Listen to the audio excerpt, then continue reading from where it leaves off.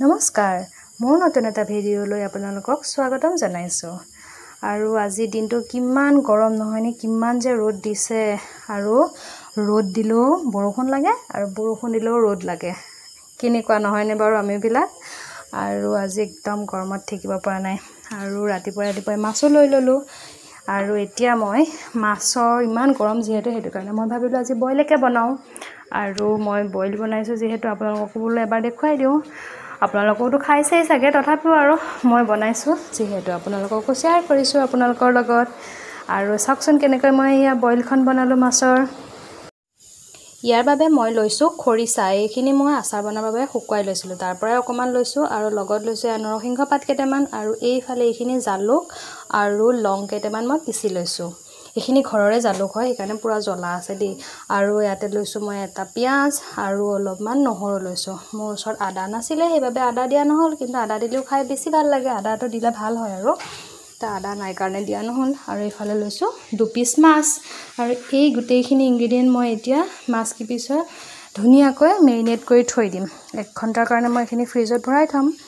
আৰু এখিনি মেৰিনেট কৰি থলে বেছি ভাল হয় মানে আৰু যদি মানে পটককে যদি বনাব লগা হয় তেতিয়া বাৰু উপায় নাই এনেও বনালেও একো কথা নাই বাৰু টেষ্টিয়ে হয় কিন্তু মেৰিনেট মোৰ ওচৰত সময়ো আছিল হেতু কাৰণে মই ৰাতিপুৱা এইখিনি মেৰিনেট কৰি পুৰা ফ্ৰিজত ভৰাই থৈ দিছো ধুনিয়াকৈ আৰু এইখিনি টা খানিবৰ কাৰণে বেছি শুকান হৈ আছে নহয় নে সেইকাৰণে অকনমান পানী দি পেলাই মই খানি দিছো যাতে ধুনিয়াকৈ এইখিনি লাগি যায় ইয়াত পানীটো দিয়া দেখুৱাটো নহল বাৰু আৰু ইয়াতে অকনমান মই নিমখো দি দিছো নিমখ দি পেলাই এইখিনি ধুনিয়াকৈ খানি ললো খানি পেলাই মই 1 ঘণ্টাৰ কাৰণে থৈ দিলো আৰু তাৰ পিছতে মই এটা বনাম গেছত এটা শুকান কেৰাহী এখন লৈছো ইয়াত কোনো তেল চেল দিয়া নাই কাৰণ মই যেহেতু বইল বনাইছো আৰু এতিয়া এইখিনি মই ইয়াতে দি দিম আৰু ইয়াতে এনেকৈ নিদি পেলাই ডাইৰেক্ট পানীটো সিজাব পাৰি বাৰু কিন্তু মই আজি এনেদৰে বনালো এইখিনি মই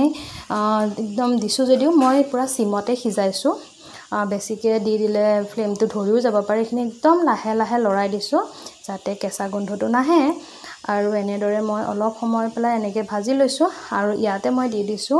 আলু বিলাহী আৰু জলকীয়া দুটা আলু মাত্ৰ এফালহে দিছো দেই হেতু নিদিলেও কথা নাই বাৰু মই ইনি আলু দি দিছো আৰু এতিয়া এইখিনি মই অলপমান ঢাকি পেলাই অকমান সময় জাস্ট 5 মিনিট মান সিজালেই হৈ গল এইখিনি ভাজা হোৱাৰ পিছত মই উতলা গৰম পানী দি দিছো ইয়াতে ঠাণ্ডা পানী দিব নালাগে